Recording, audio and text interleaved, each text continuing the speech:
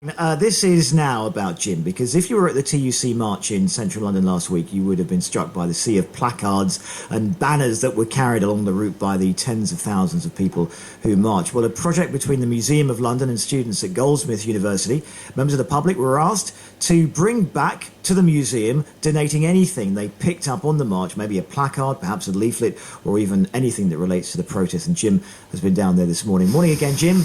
Good morning. Yes, that process is happening today. So anyone who does have anything that they picked up from the march last weekend, bring it on down, and we'll explain a bit more about that in a few moments' time. But yes, it's quite a novel idea when it comes to collecting. But when you look at the placards, you can see why it's important to get them now, because though the messages are really quite clever, the placards are very disposable. They're cheaply made. In fact, placards these days are in a way the ultimate disposable item. They're created for one march and often out of date for the next one.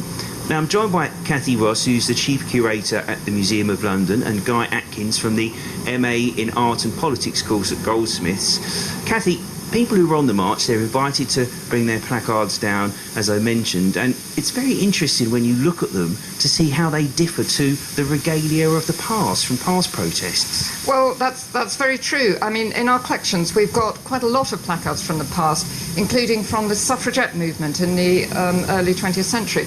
And when you look at those banners, I mean, there were less placards and banners. You can see, although it's the same format, if you like, as the placards carried on Saturday, it's a very different flavour to them. They're made to last. Some of them are sort of embroidered with using a lot of sort of skills, and they're basically made to be reused in lots of demonstrations, because obviously the suffragettes just had one campaign, votes for women, so they would use them over and over again. And now they're so much more playful, aren't they? When you look at the ones here in front of us, they're made by people who you would imagine are on art and design courses. Well, absolutely. And one of the differences is that I think with the suffragettes it was about getting a group identity. You'd march under your banner the way the trade unions marched. And today it's much more, it's almost like the Twitter generation. It's much more about individual expression, just having something you really, really want to say and just putting it on a placard. And, you know, some of these banners are really, really individual rather than being the sort of collective message. We'll have a look at them actually in a minute, but I just wonder whether this playfulness undermines the gravity of the protest in some way. Now, the reason I'm saying that is because, Guy, you were at the protest, as I mentioned earlier, and you sent out loads of different placards early on in the day which had some of these iconic images on from past protests that they have here in the archive at the Museum of London. And one of them randomly ended up in the hands of a group of French students. Did they actually know what they had, though? Did they actually know what the message was on their placard?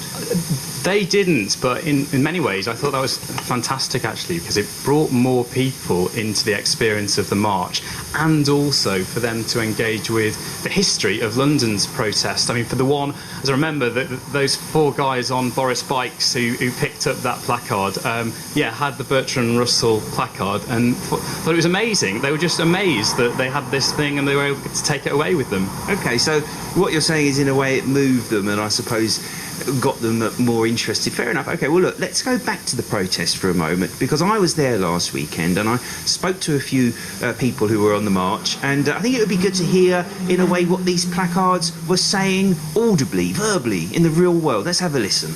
We've got a little son, and it's really important to me that we try and protect some of the services that have been developed over recent years, and that they're not destroyed, kind of never to come back again.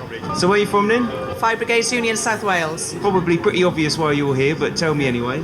Public sector cuts, protect our pensions. What are we going to do about the deficit? What are we going to do about it? Leave it?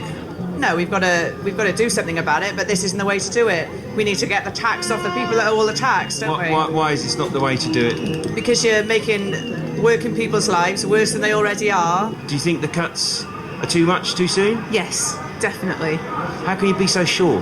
Well, I've seen it in the last year or so in the sector that I work in theatre, how so many people really quickly have lost their jobs and been made redundant. So I'm just looking at your placard. It says no cuts, NUT education. I guess you're a teacher or something? Yes, drama teacher. And why are you here? The no cuts, reducing funds for children's education. What's your answer to the economy? We have a big deficit. I haven't really got one, just say no cuts. I'm really good, aren't I? Now, it's interesting, that last girl there, because obviously you can tell I pushed some of those people as to why they were there. Some of them had good answers and some of them less so, to be fair. And I did find that to a certain extent. And I guess what I want to sort of put to you, Kathy, is when you compare the gravity of these past protests, like for instance, we're looking at a placard here. It's an image of Bertrand Russell sitting in the middle of a road, sit-down protest, with a banner on top looking very stern at the anti-Polaris missile protest in the 60s. I'm not exactly sure when, 1961 it looks like to me. Very serious, very stern. We know what the message is there. Then we have these playful banners and other placards. That girl there who didn't really know what she was doing, why she was there. Are they more serious, or should they be more serious? Well, I think the difference between, say, the sort of suffragettes and the CND protests in the 60s and now is as much to do with the difference in society, because we are a more playful society generally. We behave in public in a very different way to the way certainly they behaved in the early 20th century. So I think it's a mark of that. And, you know, you could say, oh, well, today it's not as serious, they don't sort of feel as passionately about these things. But I think that's not true. I think it's just almost a different way of expressing yourselves, that in the 60s, in the early 60s, you wouldn't have got all this very sort of serious way of expressing yourself in public. And really, since the 70s, and since things like the Rock Against Racism protests in the 70s introduced this sort of carnivalesque, humorous, witty way of doing a protest. And I think that's what we're still seeing today. But I don't think it undermines the seriousness of the message. And if anything, I think it almost makes it stronger, because it really makes it about individuals feeling really passionately and really expressing their own views about, you know, what they feel about politics today. Very briefly, Guy, last word to you, because you are the person who has been carrying these placards, goodness knows where and for however how long. There's one down there, it says, David Cameron killed my puppy. Another one here, it says, Dave, repeating unfunny things from the 80s. They're very visual, they're very playful. From your experience of being on the march and talking to all these people, what do you think? Do you think it undermines the message? I don't think it does at all. I think so powerful was the message on Saturday that people were prepared to give up their Saturdays, come from all around the country, pay the train fares, give up a day's work to be there. I think, you know, to some extent, you know, whatever had been on those placards, that message was going to be very powerful about the passion that people had for the issue of the day. There you go. So if you have one of these placards in your home from last weekend, or a leaflet or anything really, any memorabilia, regalia attached to the protest last weekend, and you are motivated one more time, then you can come to the Museum of London today and you can give it to the people here. They put it in their collection, and who knows, your placard might be in an exhibition at some time in the future. Split it, split it, split it.